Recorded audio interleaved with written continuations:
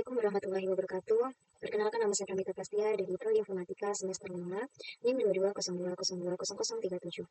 Baik, untuk memenuhi tugas mata kuliah kriptografi di pertemuan 10 dengan materi algoritma base_64. Sebelumnya saya akan sedikit menjelaskan atau membahas dari base_64. Jadi apa sih base_64 itu? Base_64 merupakan pengkodean dari binario menjadi suatu format teks ASCII yang menggunakan 64 karakter yang dicetak. Metode ini sering digunakan untuk memastikan data binario dapat ditransmisikan melalui media yang hanya mendukung teks seperti email dan juga URL. Bagaimana sih base_64 itu bekerja? Jadi base_64 itu bekerja mengubah data binario menjadi suatu teks ASCII dengan langkah-langkah sebagai berikut. Yang pertama yaitu pembagian data. Di dalam pembagian data biasanya data binario itu dibagi menjadi grup 6 bit. Yang kedua pemetaan karakter. Di dalam pemetaan karakter setiap grup 6 bit itu dipetakan salah satu dari 64 karakter itu yang dapat dicetak. Yang ketiga, penambahan padding. Penambahan padding, jika data binario itu tidak dapat dibagi rata oleh 6 bit, padding dengan karakter sama dengan itu ditambahkan. Karakter base_64 itu terdiri dari apa saja sih? Yang pertama ada huruf kapital dan juga huruf kecil dari huruf A sampai dengan huruf Z. Yang kedua ada namanya angka. Angka itu dari angka 0 sampai dengan angka 9. Simbolnya yang ketiga ada simbol plus atau tambah dan bagi atau disebut garis miring. Penggunaan base_64 digunakan untuk menyediakan data dalam berbagai aplikasi, yaitu contohnya ada 3 di sini. Pertama, email atau meme untuk lampiran. Yang kedua, URL encoding. Yang ketiga, ada autentikasi dasar atau basic kelebihan dan juga kekurangannya. Jadi ada kelebihan dan juga kekurangan. Pertama, kelebihan yaitu satu, memastikan data binario itu dapat dikirim melalui saluran teks. Yang kedua, sederhana dan mudah diimplementasikan. Kekurangannya yaitu satu, ukuran data itu meningkatkan sekitar 33% setelah nantinya di-encoding. Yang kedua, tidak menyediakan keamanan ataupun enkripsi, hanya pengkodean. Pertama, saya di sini di base_64 ini algoritma saya membuka exam saya terlebih dahulu. Di sini sudah saya buka exam control panelnya. Sudah saya start di Apache dan juga MySQL. Setelah itu saya buat folder. Di dalam folder ini saya simpan di drive D. Lalu di folder namanya exam, saya buat folder di exam. Di dalam htdoc saya buat folder namanya folder kriptografi. Dan saya buat lagi folder baru namanya base_64. Lalu saya buat di dalam PHP MyAdmin atau MySQL ini folder dengan database bernama kriptografi. Ada tabel namanya base_64. Di sini strukturnya ada terdapat ID, username, dan juga password. ID ini sebagai primary key, dan username ada password juga. ID jenisnya integer, saya buat 100. Username varcharnya saya buat 100 jenisnya. Password sama jenisnya varchar, saya buat di sini 100. Di dalam database ini base_64 saya buat ID ini sebagai primary key-nya. Lalu saya buka di Visual Studio Code. Di dalam file ini saya cari folder yang sudah saya bikin tadi, saya buat di dalam drive D. Letaknya di folder exam, htdocs. Lalu folder namanya kriptografi. Di dalam kriptografi ada folder baru yang saya buat base_64 search folder. Ini sudah terbuka. Sebelumnya saya sudah membuat codingan. Di sini ada namanya di file-file ini di base_64 foldernya ini ada file yang pertama itu index.php, ini utamanya. Yang kedua saya buat koneksinya, koneksi.php. Ketiga proses_enkripsi, proses enkripsinya ini proses_enkripsi.php.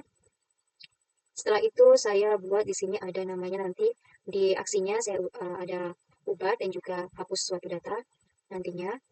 Jadi yang pertama saya akan bahas yang pertama indeksnya atau utamanya, menu utamanya.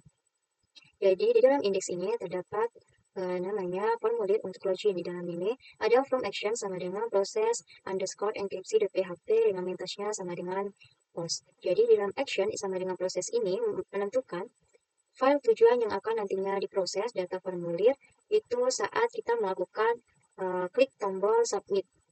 Nantinya akan ditekan ya di sini. Metodenya sama dengan post, di mana metode ini untuk mengirimkan data mengubah post atau menggunakan post. Biasanya metode sama dengan post ini lebih aman dibandingkan dengan get karena tidak terlihat di URL. Selanjutnya saya membuat from entry data login di sini.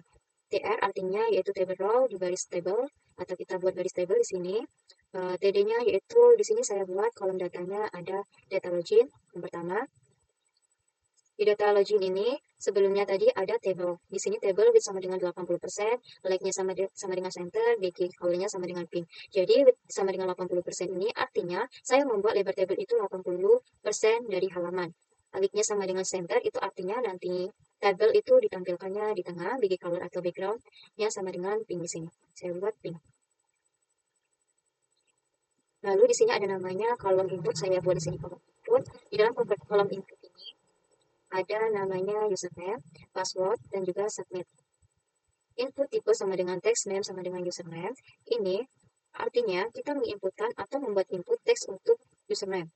Input tipe sama dengan password, name sama dengan password. Ini kita membuat input untuk sebuah password.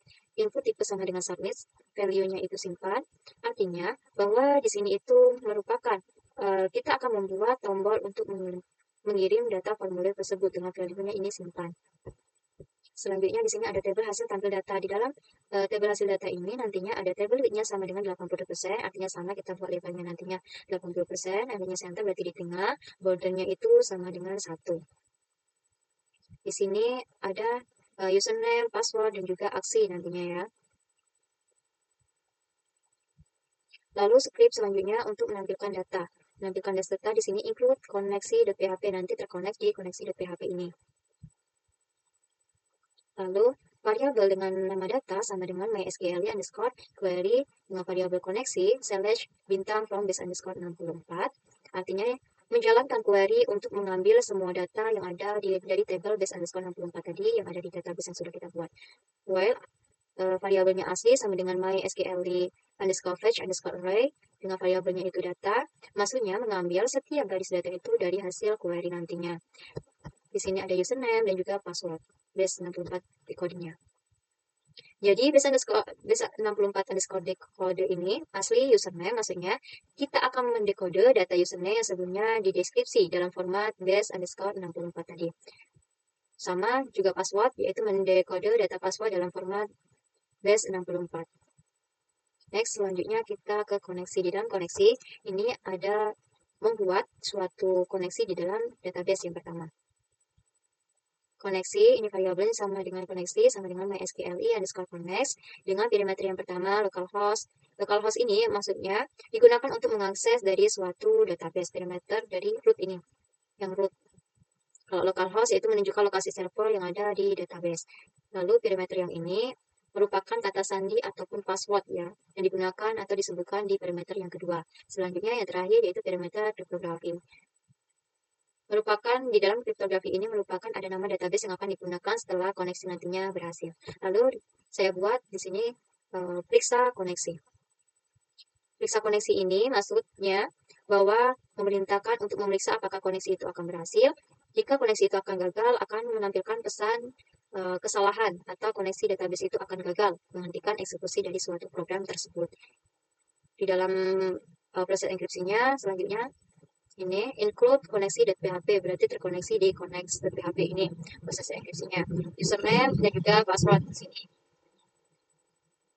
Username, post username ini merupakan pengambilan data username dan password yang dikirim melalui metode post dan dari HTML tadi. Password ini juga sama, ya mengenkripsi user dan password yang dapat dengan metode base64 untuk menjaga kerahasiaan dari suatu data.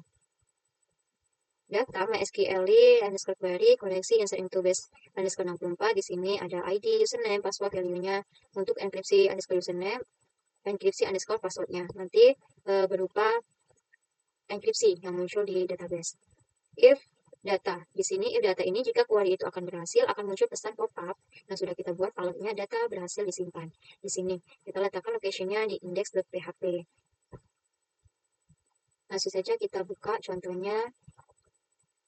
Kita buka di localhost folder yang kita buat di folder kriptografi. Ya, di dalam kriptografi tadi, folder kriptografi, kita buat folder baru namanya base underscore 64. Ini kita klik dan ini tampilannya. Tadi backgroundnya berwarna pink, ini berwarna pink, dan juga ada data login, username, dan juga password yang sudah kita buat. aksinya di sini. Jadi kita pertama akan menambahkan username. Yang pertama contohnya yaitu Pramita dengan password PR PR PR. Lalu kita simpan. Ini username Pramita dengan password PR PR. Kita cek di localhost kita di bagian database.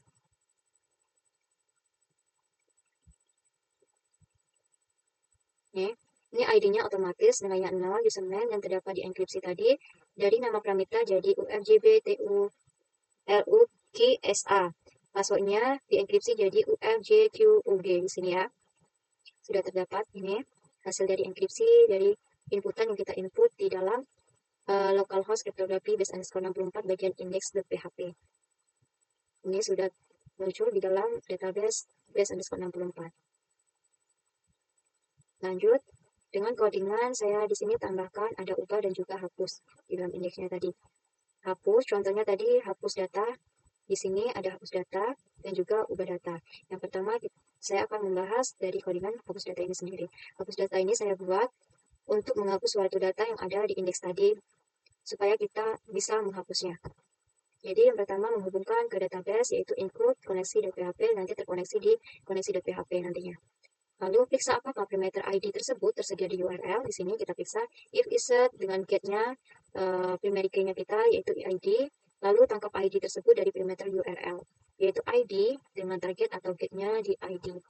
Query untuk menghapus data berdasarkan ID, yaitu query sama dengan delete from base_64, where ID sama dengan ID di sini, di dalam hapus ini. Jadi proses dari penghapusan tersebut menjalankan query delete itu untuk menghapus data ID yang nantinya kita berikan.